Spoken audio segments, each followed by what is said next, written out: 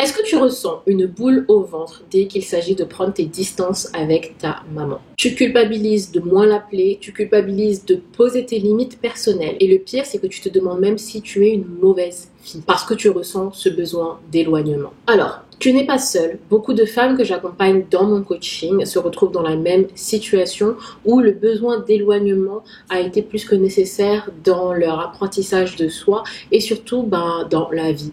Alors aujourd'hui, je vais t'expliquer pourquoi tu ressens cette culpabilité et comment tu peux te libérer de ce sentiment de culpabilité. Allez, c'est parti. Hello les amours et welcome back sur ma chaîne Rise and Glow. Moi, c'est Aïs. Si t'es nouveau sur ma chaîne, écoute, bienvenue. Si t'es pas nouveau et que tu es déjà abonné, merci du fond du cœur.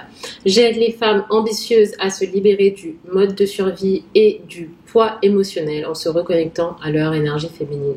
Alors si ce genre de contenu te plaît, n'hésite pas à t'abonner ici.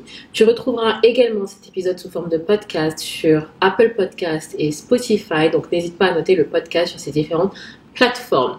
Aussi, dans la boîte de description, tu trouveras mes produits gratuits que j'ai créés spécialement pour toi, que ce soit le plan Glow Up ou le planificateur énergétique pour la reconnexion à l'énergie féminine.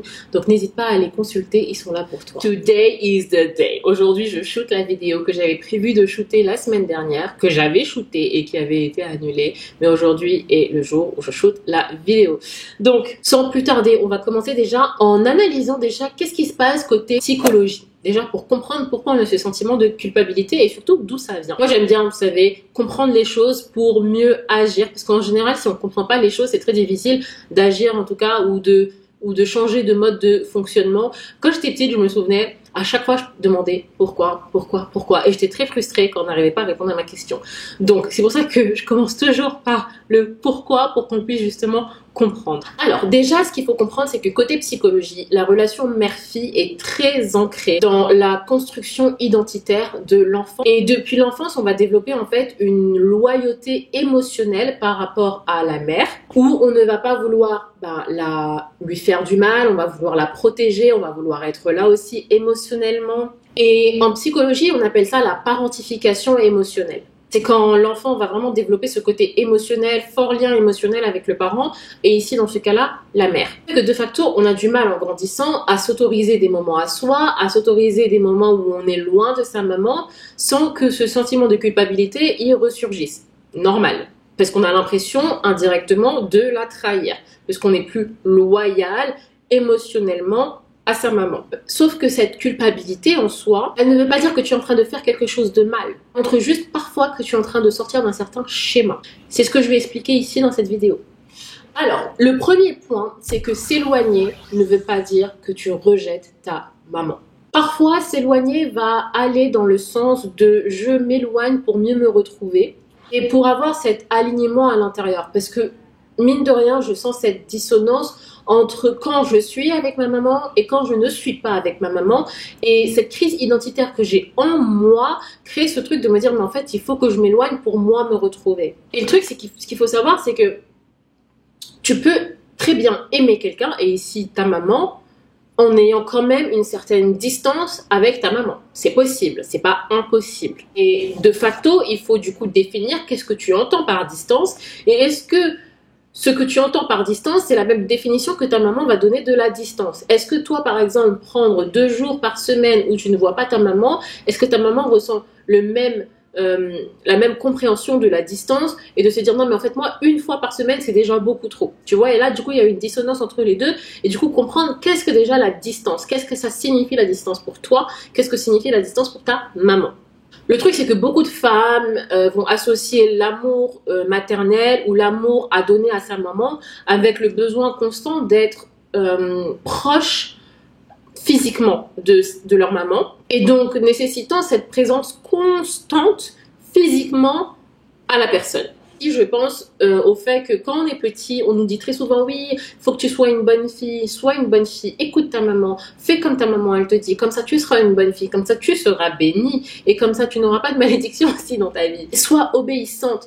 Et du coup en fait, en entendant ce genre de phrases, en entendant ce genre de programmation, de facto on se dit que si je prends de la distance avec ma maman, je la désobéi et donc attention, je ne suis pas une bonne fille. Ce sentiment de bonne fille, je vais le développer un peu plus tard dans un autre point. De facto, ce qui crée ce conflit intérieur en toi de te dire oh mon Dieu, si je m'éloigne d'elle, je suis pas bien.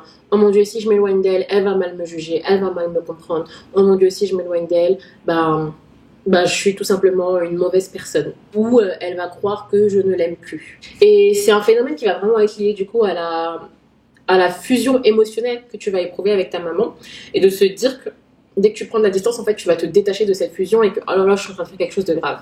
Ce qu'il faut comprendre et qui va t'aider, du coup, dans cette culpabilité, c'est de comprendre que avoir une certaine distance saine, apprendre à la communiquer aussi, surtout, c'est hyper important de communiquer, je pense, le besoin de distance et le besoin de dire que, en fait, je suis pas en train de t'abandonner, j'ai juste besoin d'un temps pour moi et que voilà comment ça se passe et voilà que j'aimerais, du coup, te voir plus fréquemment ou en tout cas, dans cette période-là, te voir à raison de 2 fois par semaine au lieu de 6 fois par semaine, ça me permet d'avoir aussi un aliment à l'intérieur de moi et comprendre que le besoin d'espace n'est en rien une signification d'un manque d'amour vis-à-vis de ta maman, tu vois.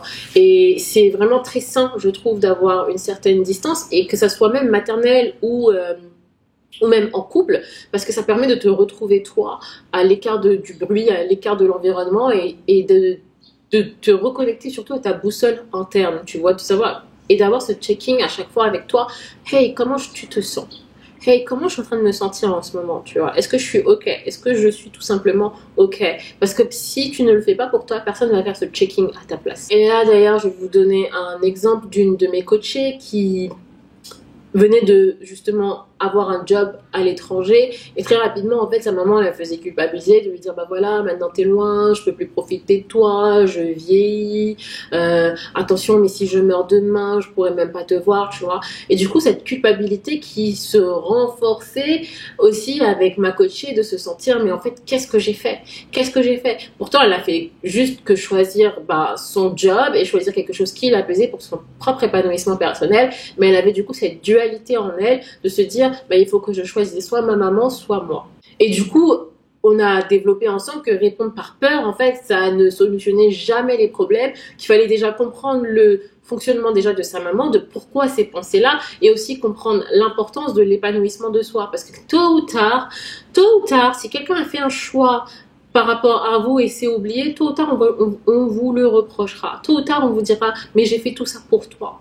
Tu vois, mais j'ai fait tout ça pour toi. Et la personne te dira, mais en fait, je t'ai rien demandé. Oui, en soi, tu vois, faut que tu t'occupes de toi, faut que tu prennes conscience que si tu ne t'occupes pas de toi, personne ne sera là et viendra te sauver. Personne, tu vois. Donc, tu as une certaine responsabilité aussi envers toi-même et du coup, communiquer clairement tes attentes, communiquer clairement tes besoins va aider justement à comprendre cette distance et surtout te retirer cette culpabilité qui en soi ne sert un petit peu à rien.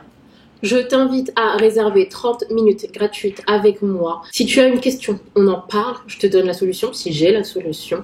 En tout cas, voilà, n'hésite pas. Le lien est dans la description. Donc, saisis l'opportunité. 30 minutes gratuites avec moi. Aussi, dans la description, tu trouveras le lien de mon livre « Et si je mourais demain ?» Un livre que j'ai écrit sur la prise de conscience et surtout l'éveil de soi et la capacité à enfin se choisir et la voie et du coup le chemin, les outils pour apprendre à s'éveiller ou en tout cas à prendre conscience et changer la donne. Donc n'hésite pas à consulter également le lien dans la description. Le deuxième point qui va t'aider à résoudre ce problème avec la culpabilité de prendre des distances avec ta maman, c'est que tu as le droit d'exister en dehors des schémas d'être une bonne fille. Déjà, il faut définir en plus qu'est-ce qu'une bonne fille. Tu vois, en général, être une bonne fille et comment on te l'a inculqué, c'est fais ci comme je te l'ai dit, obéis à ta maman. Tout ce que j'ai dit, j'ai raison. Moi, je n'ai jamais tort. Ça aussi, c'est vraiment très flagrant. Si tu ne fais pas ce que je te dis, tu seras maudite. Si tu ne bénis pas ta maman, si tu ne fais pas ce que ta maman te dit, même si elle a tort, tu seras maudite à vie. Donc, en gros, être une bonne fille, c'est s'oublier. Être une bonne fille, c'est dire oui à chaque fois qu'on te demande quelque chose. Être une bonne fille, c'est ne pas avoir des limites personnelles. Être une bonne fille, c'est être le bon petit soldat de sa maman, de sa famille, ici de sa maman, pour justement être acceptée, être validée. Parce que si je ne fais pas ça, je ne suis pas validée et donc personne ne voudra de moi et encore moins ma famille. Et du coup, ce qui crée ces questionnements en soi de si ma famille ne m'accepte pas, personne ne va m'accepter, donc je ne suis pas aimable. Et donc je suis obligée de faire pour être aimable. Et en général, ce qui va se passer, c'est que tu vas en faire trop, tu vas en faire plus, et surtout tu vas avoir cette guerre en toi qui va être déclenchée à chaque fois parce que tu seras comme ça, entre les attentes de la société, de ta maman, et toi qui seras là, qui te sera complètement déconnecté de tes émotions, de ton corps, où tu as tout le temps cette guerre perpétuelle en toi qui te dit mais j'ai envie de faire ça moi. Tu vois, ton âme, c'est comme si elle t'appelait à faire quelque chose, à te développer par-ci et par-là, mais que le poids de la société, le poids maternel t'en empêche. Et du coup, en fait, prendre tes distances dans ce cas-là, c'est une bonne chose dans le sens où tu vas te découvrir toi. Tu vas te découvrir des passions, tu vas découvrir tes besoins, tu vas découvrir tes valeurs, indépendamment des schémas que on t'a inculqué parce qu'en fait, ça t'a complètement étouffé dans ce cas-là. Et là, du coup, je me rappelle d'une de mes coachées qui me disait, mais en fait, je sais même pas qui je suis.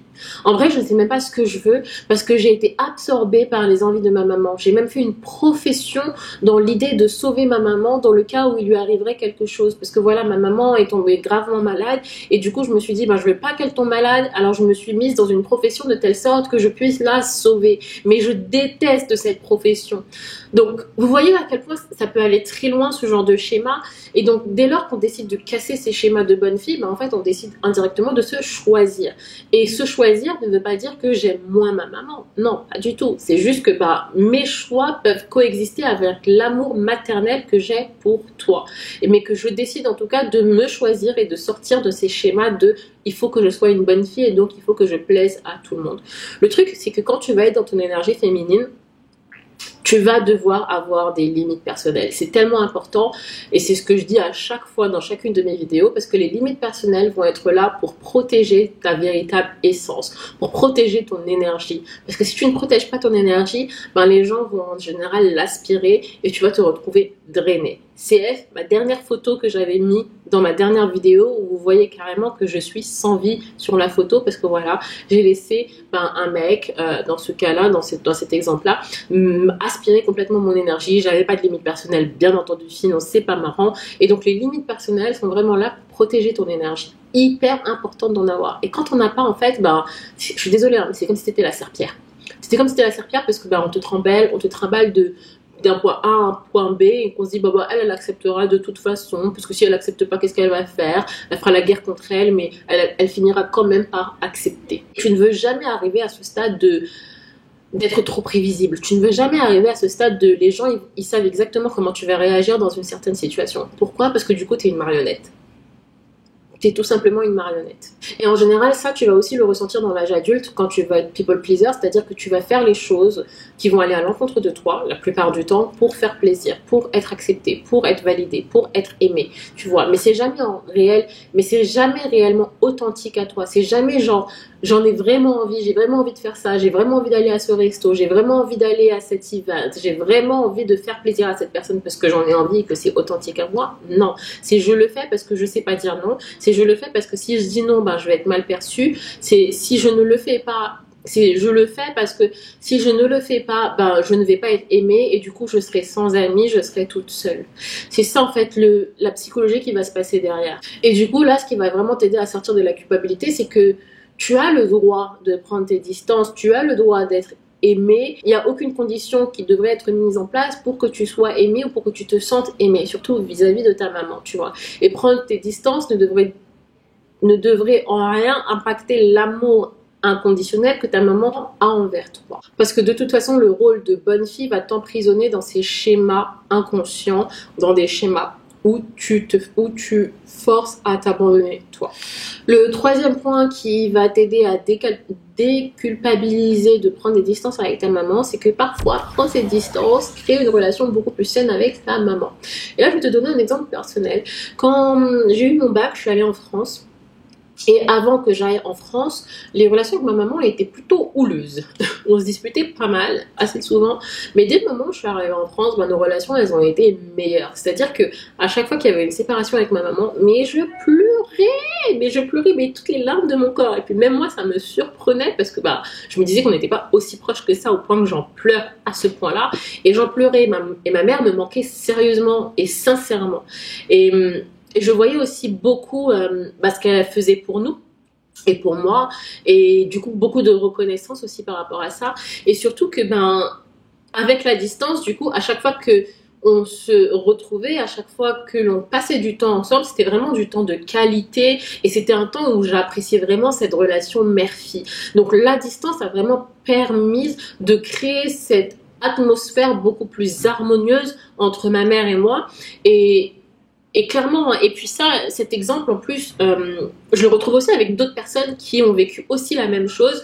Là, j'ai en tête par exemple certains amis à moi qui ont vécu la même chose où leur relation avec leur mère était catastrophique tous les jours. Mais au moment où elles sont parties, la relation avec leur mère s'est vraiment améliorée. Elles se sont vraiment attendries dans les deux côtés. Hein, et on sent moins cette animosité entre les deux, ce qui est vraiment agréable parce que du coup, on arrive à communiquer, on arrive à se comprendre. Il y a beaucoup plus de compassion aussi l'un envers l'autre et c'est vraiment agréable en fait. Du coup, à chaque fois qu'on se retrouve, les relations sont beaucoup plus harmonieuses, sont beaucoup plus agréables, on a vraiment envie de passer du temps de qualité et le fait de me manquer à quelqu'un, je trouve que on apprécie en fait beaucoup plus la personne dans les deux sens, hein, ma mère comme ma mère vers moi ou comme moi vers ma mère, hein. Donc ça c'est beaucoup plus agréable et on profite vraiment de l'instant et un instant de qualité. Et là, je pense aussi à une autre de mes coachées qui, à un moment, a pris une réelle distance avec sa maman parce que voilà, ça ne se passait absolument pas bien. Je me souviens qu'elle avait pris 6 mois de distance entre sa maman avec sa maman. Mais cette distance, en fait, lui a permis de se retrouver elle et lui a permis de réaliser qu'en fait, mais oh mon Dieu, mais j'ai même pas de limite en fait. J'ai pas de limite avec l'extérieur et encore moins avec ma famille, encore moins avec ma maman. Donc prendre ces distances lui a permis de dire ok, il faut que je pose des limites. En fait, il faut que je pose des limites saines pour moi, pour avoir vraiment cette relation harmonieuse avec ma maman, parce que là, ça ne va plus du tout. Je me sens drainée à chaque interaction et c'est pas le but. Donc, prendre la distance lui a permis de prendre conscience qu'elle avait besoin de poser des limites. Et poser des limites, c'est pas une barrière en mode non, mais je vais pas te parler. Non, poser des limites, c'est de se dire que je veux communiquer avec toi, je veux passer du temps avec toi, mais pour que je passe du temps de qualité avec toi et pour que ça soit bénéfique dans les deux sens, moi j'ai besoin de ça. C'est ça que ça veut dire les limites. Et ne pas avoir de limites, c'est en fait laisser la porte à tout, c'est laisser la porte ouverte à tout et du coup ne pas protéger encore une fois son énergie. Donc là, quand tu poses des limites personnelles, c'est vraiment pour garantir une meilleure relation. C'est un petit peu poser les règles du jeu pour jouer avec moi et avoir du coup cette meilleure relation dans les deux sens. Mais pour ça, il faut bien entendu communiquer aussi ses limites. On ne peut pas arriver un jour et dire non mais ça c'est ma limite.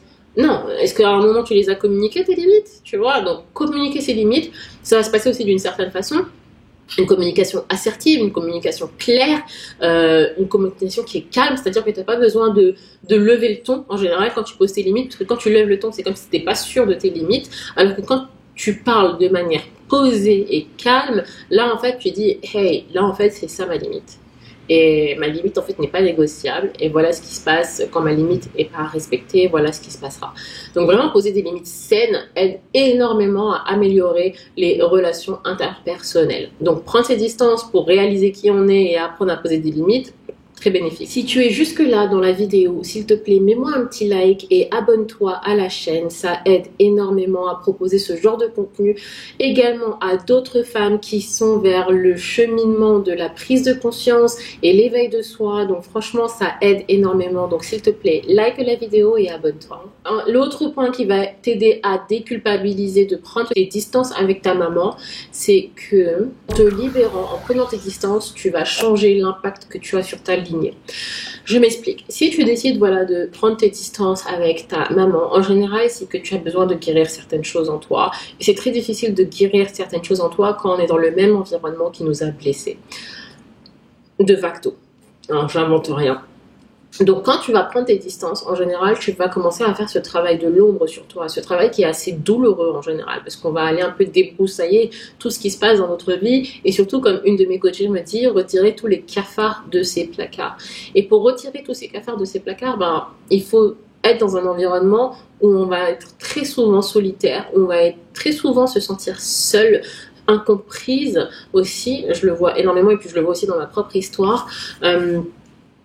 Donc, tu vas prendre tes distances, de facto, parce que les gens, ton environnement ne va pas comprendre qui tu es en train de devenir, la transformation que tu es en train de faire en ce moment. Parce que la plupart du temps, même ta maman n'a même pas parcouru ce chemin, n'a pas eu la prise de conscience de travailler sur toi, donc sur elle. Donc, elle ne comprendra pas ce que tu es en train de faire. Donc, prendre tes distances est la seule solution que tu as trouvée pour travailler sur toi, travailler sur tes traumas, travailler sur tes blessures, travailler sur tes expériences traumatisantes qui parfois, même tes propres parents ne sont même pas au courant de certaines de ces expériences-là. Et du coup, prendre tes distances a été la seule solution pour travailler sur toi. Et indirectement, quand tu travailles sur toi, tu travailles sur ta lignée. Pourquoi? Parce que tu arrêtes, c'est à partir avec toi que tous les traumas s'arrêtent. En tout cas, une bonne partie des traumas, puisqu'il y a eu la prise de conscience. Et dès lors qu'il y a la prise de conscience, la façon dont tu vas réagir, la façon dont tu vas te comporter avec les autres va changer. Parce que tu as compris certaines choses. Maintenant, c'est beaucoup plus clair. Et donc, la façon dont tu vas réagir avec ta progéniture va être différente. Et du coup, ta progéniture va agir différemment avec sa propre progéniture. La façon dont tu vas réagir avec ta maman va être différente. Et du coup, indirectement, ça va aussi la guérir de manière subconsciente. Donc, tu vois au final que tu travailles sur toute ta lignée. Et c'est un travail de fond, c'est un travail qui est assez solitaire, douloureux. Et donc, parfois, tu vas avoir besoin de te retrouver toute seule. Et du coup, de prendre tes distances. Et c'est OK. Parce que si tu te rends compte que... Parce que si tu te dis que waouh, mais en fait, je suis en train de prendre mes distances, mais ça va guérir pratiquement une bonne partie de ma lignée, je signe où, tu vois? Parce que sur le long terme, ça va être bénéfique. Et là, il y a une copine qui m'avait dit, je suis la première de la famille qui a enfin le courage de dire non à ma mère et de surtout travailler sur moi. Et ça a été la décision la plus difficile à faire, mais j'ai senti ce soulagement en le faisant et surtout de me dire, mais si elle comprenait pourquoi je disais non, c'est même pas pour la blesser, mais c'est déjà pour me choisir moi, mais c'est pour guérir aussi tous ces trucs qu'on a de manière inconsciente. Donc c'est très important. Et voilà les amours, la vidéo se termine. J'espère qu'elle vous aura plu. Dites-moi en commentaire si vous vous retrouvez également dans ces points. Vous le savez, je lis tous les commentaires et j'y réponds. Donc c'est un plaisir de vous lire à chaque fois. Partagez, partagez, partagez. Abonnez-vous et rejoignez notre safe place, notre espace où on est en sécurité, où on peut se confier, où on est enfin vu et entendu pour qui on est sans avoir à porter de masque, ce qui est super important, surtout dans nos sociétés actuelles. Donc je t'invite vraiment à t'abonner, à liker la vidéo et à partager en commentaire si tu te retrouves aussi dans ces points-là. On se retrouve la semaine prochaine pour une nouvelle vidéo. Gros bisous.